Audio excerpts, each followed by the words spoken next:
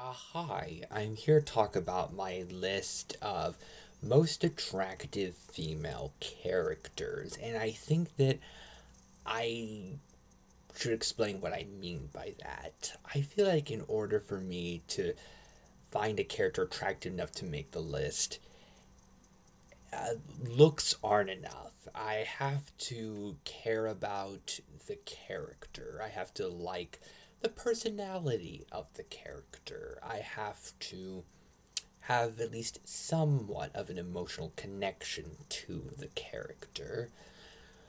And I decided to not do a typical ranked list because there are some franchises that have more than one character from, and I thought it'd be easier to group the characters from the same franchise together. And for some continuities and some franchises, there could be a character that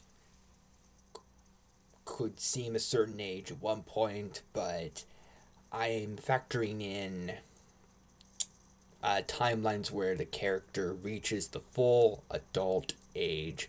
I factored that in for all the characters that made my list. So it's something very important to remember. And if you disagree with my picks, it's completely okay. And there are a lot of female characters that are some of my favorite fictional characters that did not make the list. And I think I need to explain why, because I think it is perfectly normal and I think it should be considered more a, a common that a person can like a fictional character that's the gender that they're normally attracted to, but not have a romantic connection to that character. Just really like the character on an emotional level, think that the character has a really good storyline, and doesn't consider the character to be attractive, but still really cares about the character. So there are a lot of female characters that I deeply care about on an incredibly emotional level, but I don't consider them attractive or and stuff like that. Uh, Not waifu material or anything. Hinata from Naruto, and I am factoring when Hinata grows up to be a mother and all that. Hinata is an incredibly likable, deeply sympathetic character that has a certain shyness that makes her very relatable, and she has a very charming vulnerability to her. And even though I haven't seen that much of Naruto, I really care about Hinata as a character. Next, I have Rukia from Bleach. Similarly, I haven't seen that much of Bleach, but I really like Rukia. I think that she's such a cool character that has an awesome presence. And even though I didn't get too much out of Bleach for the most part, I still fondly remember Rukia. Next, I have Mai from Dragon Ball, the character that was with Emperor Pilaf. Uh, I think that she's a really underrated character. She has a certain charm to her where she can seem like an antagonist at other times and a really sweet, lovable character at other times. She's cool. There's just so much to her that's deeply appealing, and I think that she is easily at least one of the best characters in Dragon Ball. Next, I have Princess Peach from Mario. I haven't been a fan of the Mario franchise for too long, but what got me interested in the Mario franchise was Princess Peach. I think that she is one of the most elegant characters out there with such a great presence, and she can feel so fancy and also have a really kind, friendly charm to her. Next, I have Yor from Spy Family. Yor is a fantastically lovable character that can be deeply intimidating, but also incredibly, adorably lovable and sweetly nice to see, and she's such a pleasant character that really carries Spy Family. Next, I have Rumi from K-pop Demon Hunters.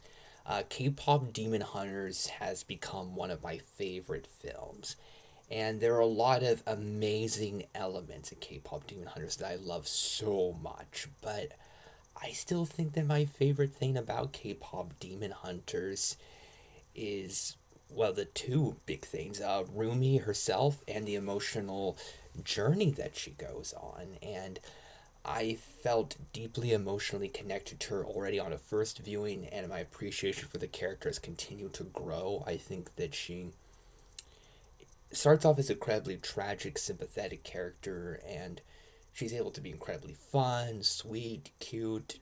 She's able to be cool. She's able to really grow and become a bolder person and become more trustworthy, and I deeply love what she's gone through as a character. From Code Geass, there are a lot of female characters in Code Geass that I like. So many. There's C2, who is awesome, has great snarky interactions with Lelouch. Colin, who is so consistently cool, has a lot of heartfelt moments, deeply emotionally compelling character. Shirley, one of the most lovable characters that I've ever seen. So deeply sweet. She pulls on the heartstrings so hard. Princess Cornelia, one of the coolest characters out there. She is just so consistently awesome with so much beautiful style. Valletta is so deeply cool and has a really good storyline. Cecile is really cute. Rakshata is so cool. There's so much to the female characters in Code Geass, and there's so many that I love. Next up, Naoko Satomi from The Wind Rises.